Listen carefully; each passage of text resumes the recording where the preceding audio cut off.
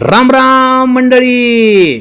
संधिवात आणि वाताचे सगळे आजार, मग कंबरदुखी असन, पाठदुखी असन, गुडघेदुखी असन, सांध्यांना सूज आली, हाडातून कटकट आवाज येतोय, युरिक ॲसिड वाढलंय, हे सगळे प्रॉब्लेम पहिल्याच दिवशी कमी होणार. आणि हा ज्यांना सायटिकाचा त्रास आहे, सायटिका, त्यांनी सुद्धा हे उपाय करायचा बरं का. आता ही जी समोर झाड दिसते ही आहे पारिजातकाचं झाड. पारिजातक, ज्याला बरेच जण प्राजक्ताचं झाड बी म्हणतात. हिंदीमध्ये हरसिंगार आणि इंग्लिशमध्ये नाईट फ्लावरिंग जास्मिन. अहो, भगवान श्रीकृष्णांनी स्वर्गातून हे झाड खाली आणले पृथ्वीवर. भगवान श्री विष्णूंना आणि लक्ष्मीला ह्याची फुलं वाहतात. ही फुलं जमिनीवर जरी पडली, ही सकाळ सकाळ सूर्य उगवला की खाली जमिनीवर पडतात. ही जमिनीवर पडलेली फुलं सुद्धा आपण देवाला वाहू शकतोय, इतकं भारी ही झाड आहे. हे ताप आसन, ताप सर्दी खोकल्यावर ह्याच्या पानांचा आणि फुलांचा वापर करतात. पण आजचा आपला विषय आहे संधिवात. नाहीतर कोणता बी वात असू द्या, वाताचा कोणता बी प्रकार, त्याच्यामध्ये जर सांध्यांची झीज झाली आहे, युरिक ॲसिड वाढले, सांध्यांना सूज आली, कटकट आवाज येतोय, सांधे कडक झाल्यात, गुडघा कंबर दुखायला लागले, पाठीच्या मणक्यात वेदना होत्या, सायटिक आहे, याच्यावर हे उपाय कसा करायचा एकदम झटपट सांगतो.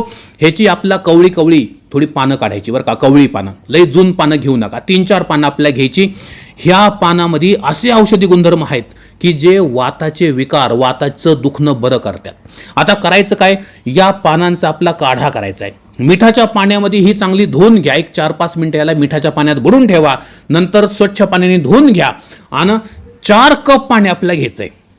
किती कप? 4 कप पाणी घ्यायचंय आणि या 4 कप पाण्यामध्ये आपल्या ही 4 पानं टाकून द्यायची. ह्याला उकळू घ्यायचं. ह्याच्यामध्ये अजून एक पदार्थ ऍड करावा लागतोय, तो म्हणजे गुळ.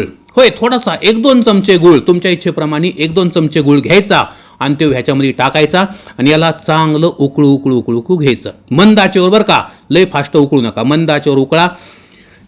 कवर उकळायचं जवळ ह्याचं 1 कप पाणी शिल्लक राहत नाही. आपण 4 कप पाणी टाकलंय, 1 कप पाणी शिल्लक राहत नाही, तोपर्यंत ह्याला उकळून घ्यायचं.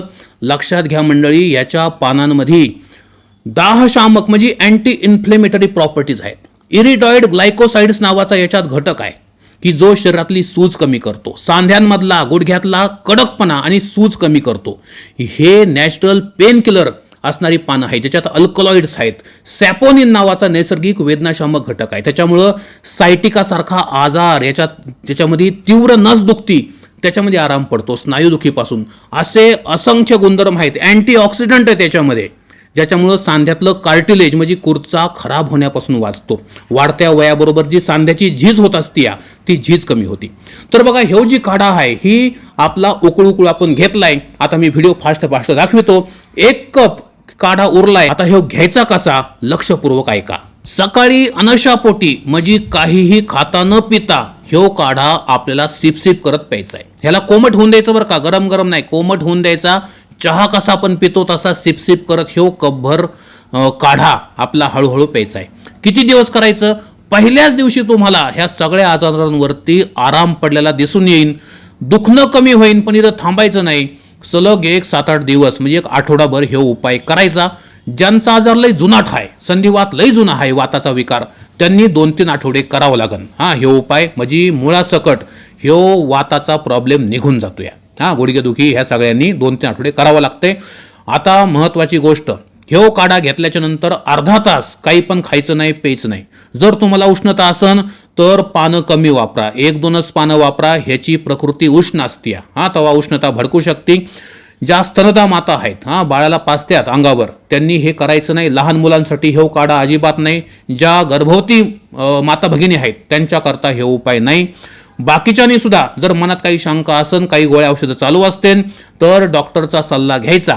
शक्यतो आयुर्वेदिक डॉक्टरचा सल्ला घ्या, त्यांच्या सल्ल्याने हे उपाय करायचा. मनाने करण्यासारखा हे उपाय अजिबात नाही. सगळ्यांना सांगणे, मनाने हे उपाय करायचा नाही, डॉक्टरचा सल्ला घ्यायचा. आपले औषधं काय चालू आहेत सांगायचे आणि मग हे उपाय करायचा. तेव्हा आता आपले ह्याच्या आधीचे जे उपाय मी सांगितले होते ते बिनधास्त करण्यासारखे आहेत, अजिबात साईड इफेक्ट नाहीत. पण हे उपाय करताना विशेष काळजी घ्यायची, डॉक्टरचा सल्ला घ्यायचा म्हणजे घ्यायचा.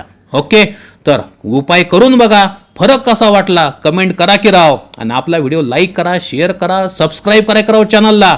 एक से बढ़कर एक घरगुती उपाय आणि आयुर्वेदिक नुस्खे आपल्या चॅनलवर आपण देत असतो या. अहो निसर्गाचा चमत्कार आहे, निसर्गाचा, हे माझा तुमचा कोणाचा नाही, निसर्गाचा चमत्कार बघण्यासाठी आपल्या चॅनलला सबस्क्राईब करायचं बरं का. भेटू नवीन व्हिडिओमध्ये, तवर राम राम.